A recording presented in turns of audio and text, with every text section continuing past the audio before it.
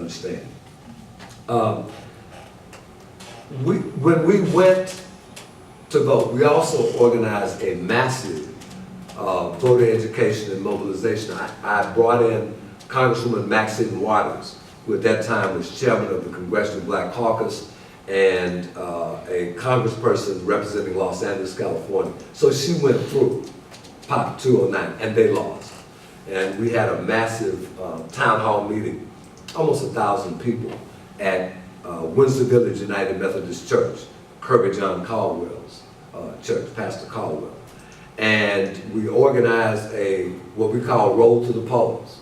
We had a number of taxi cab drivers who donated their services along the city to provide people free rides to the polls. We operated that out of Shape Community Center.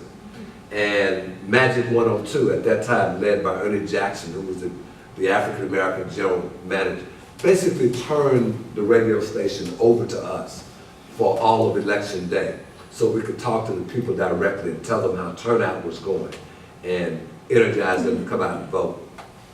So a proposition that we're supposed to lose by 7 percentage points, 47 to basically 54. We won 54% to 47%.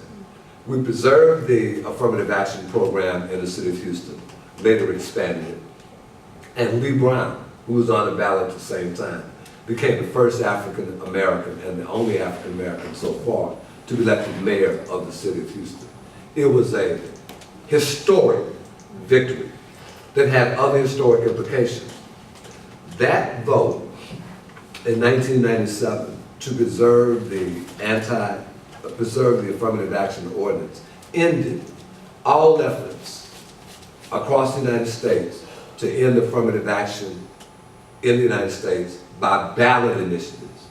The primary means that they were using was to get signatures on a petition and say, we've got to put this on the ballot by law to vote whether we have these kinds of programs or not. Houston was the first and the last to defeat this proposition at the ballot box. And ballot initiatives ended all across the United States. I went to Washington for a conference with the Leadership Conference on Civil Rights, and that was one of the data points and research that they provided. They didn't stop, however. In fact, I want to summarize this in case there's some time for questions. Ed Bloom was interviewed on television. This is about 5 years ago, maybe a little more.